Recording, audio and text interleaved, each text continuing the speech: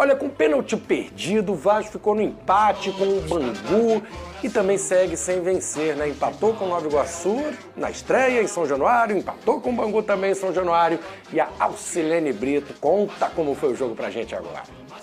Mesmo de noite, com um time alternativo, a torcida compareceu e fez festa. Estreia do goleiro Daniel Fusato, mas o Vasco começou tímido.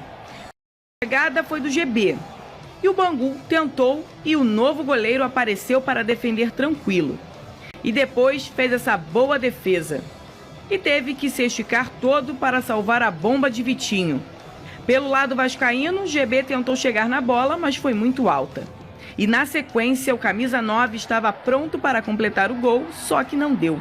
Segundo tempo, o Vasco voltou com mudanças, com Jair, Paulinho e Máximo Domingues em campo, e que já refletiu. Boa chegada de Jair para Máximo e Bruno Lopes enche o pé e Vitor Brasil trabalha para evitar o que seria um golaço. E novamente o goleiro do Bangu tem que mostrar serviço nessa bola de Máximo Domingues. Se de um lado o goleiro do Bangu tá pegando todas, quase que Daniel Fusato toma um. Ele se atrapalha e Rafael Carioca quase marca para os visitantes. E aí o Vasco tem a chance de ouro. Depois do escanteio cobrado na área, GB cabeceia, só que a bola resvalou no braço aberto de João Felipe. E o árbitro marca pênalti. E foi Jair quem chamou a responsabilidade e foi para a cobrança. Só que ele não contava que o goleiro do Bangu fosse salvar. O time ainda queria fazer um golzinho, só que Vitor Luiz manda por cima. O Vasco tentou e quase chegou perto se não fosse o goleiro do Bangu, que acabou evitando a primeira vitória vascaína. Com isso, o time segue para o segundo empate consecutivo no estadual e agora encara o Boa Vista em Bacaxá. Acho que a atitude não foi boa no primeiro tempo e também a gente exagerou no jogo por dentro. Acho que o jogo se passava pelo lado, pelo Bangu, que teve uma proposta que a gente esperava, que era muito fechado, que era protegendo o corredor central. E a gente jogou muito por dentro no primeiro tempo e acho que o jogo não se passava por ali. Concorda com a opinião do Ramon Lima? Pedrosa, o Vasco perdeu muitos gols, perdeu pênalti, foi injusto esse empate, merecia um resultado melhor. O que você achou? Não dá pra falar que foi injusto com o nível de atuação que o Vasco teve. Eu concordo com ele sobre o primeiro tempo, mas isso tem muito mais a ver com as peças que ele tinha em campo do que qualquer outra coisa. Vale lembrar que o primeiro tempo foi utilizado um time ainda C. Os únicos jogadores que realmente são do time A, que fazem parte do time A, nem são titulares, é o Vitor Luiz e o Souza também. Que o time B. É o time B, que entrou como zagueiro. E aí, no segundo tempo, o jogo mudou. No primeiro tempo, o Zé Gabriel e De Luca fizeram partidas terríveis. Zé Gabriel, brincadeira, hein? Jogadores que claramente não têm a mínima condição de seguir vestindo a camisa de um time de Série A. Não vou nem falar ninguém quer nem comprar essa vitrine aí. Exato. Eu não vou nem falar do Vasco, eu vou falar de um time de Série A. O Serginho, que é outro jogador que está na mesma situação, ele até tenta, se esforça. O Zé Gabriel e De Luca é impraticável, é um negócio assim bem assustador. E o Vasco da Gama não conseguiu, nesse primeiro tempo, com esses jogadores em campo, dar algum tipo de dinâmica para o time. No segundo tempo, o Maxime Domingues, o Jair e o Paulinho mudaram a dinâmica do time. Três, né? Exatamente, principalmente o Jair, que mesmo perdendo o pênalti, na minha visão, ele foi o melhor jogador do segundo tempo pro Vasco da Gama. Bons passes. Exatamente, ele entrou muito bem na partida, deu outra dinâmica, conseguindo construir por dentro, conseguindo construir por fora, com a ajuda do Paulinho. O Maxime Domingues também entrou bem, depois no final ele caiu um pouquinho de rendimento. O Jean David, poucos minutos, mas assim, também não mostrou nada. Porém, o Vasco poderia ter saído com a vitória de São Januário. Não só pelo pênalti perdido, mas também porque tem mérito do goleiro Vitor Brasil. Mas três defesas ali, né, no segundo tempo. Fez uma partida espetacular. Mas de forma geral, Flávio, eu vou falar novamente, zero cobrança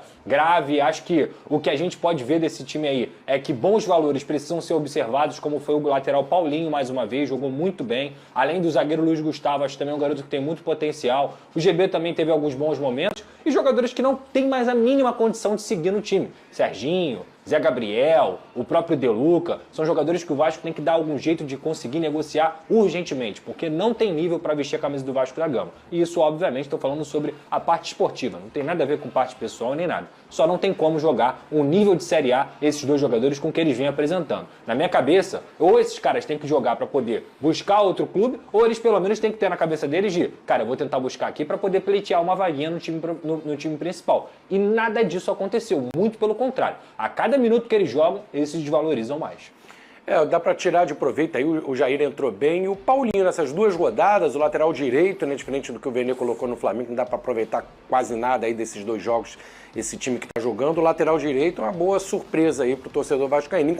Rapaziada, lembrando sempre, a GoCase é a mais nova parceira do canal do Pedrosa, e se você quiser produtos licenciados, oficiais, ó, mochila, toma mochila, mochila do Vasco, copo do Vasco, garrafa do Gigante da Colina personalizada, carregador portátil, entre tantas outras coisas, é só você ir lá no site da GoCase, está aqui na descrição, utilize o cupom Pedrosa para você ganhar um desconto especial lá, e a GoCase não tem pirataria, é só produto oficial licenciado. Você se ajuda, me ajuda e ajuda também o Vasco da Gama contra a pirataria, beleza? GoCase, cupom Pedrosa, vai lá. E além disso, claro, a nossa grande parceira KTO, um beijo para KTO, tamo junto, só clicar aqui na tela, aqui no QR Code, para você fazer seu jogo, sempre com muita responsabilidade, é proibido para menores de 18 anos e não é para jogar o que você não tem, pelo amor de Deus, não vai jogar conta de luz, não vai jogar, é para brincar, para você se divertir, é dinheiro sobrando. Se você tiver um dinheiro sobrando e quiser fazer uma brincadeira, vai lá na KTO, aqui ó,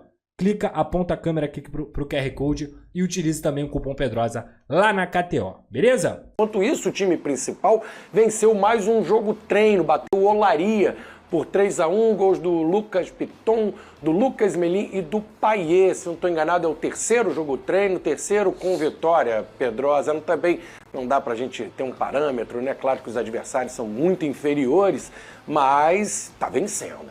Pelo menos está vencendo, né? O primeiro foi contra o Volta Redonda, o segundo foi contra uma equipe mais amadora e esse contra o Olaria.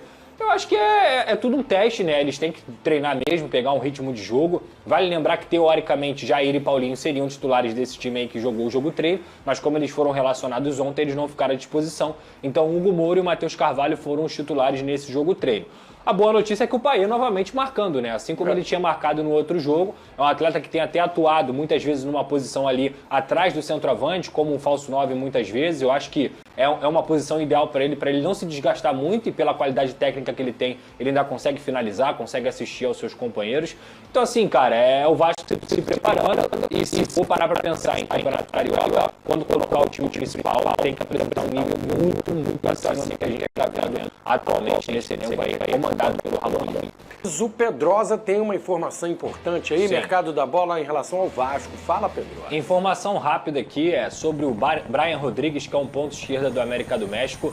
Eu já falei desse nome, o Vasco tem interesse nesse jogador, só que muita gente me pergunta se o Vasco fez uma proposta oficial ou não ainda. Pelo que eu recebi de informação, o Vasco não fez proposta oficial, mas tem monitorado a situação desse jogador, consultou valores para entender a situação, e a informação que eu recebi é que o América do México pede 8 milhões de dólares para liberar esse jogador. O Vasco não vai pagar isso. Tem a concorrência do Corinthians também nessa contratação do Brian Rodrigues. E nesse momento o Vasco tenta reduzir esse valor para poder fazer uma proposta mais viável. Vale lembrar também que o Vasco busca um ponto esquerda titular para essa posição. Porém, o André Jardine, que é do América do México, técnico do América do México, até pretendido pelo Botafogo, conta com o jogador.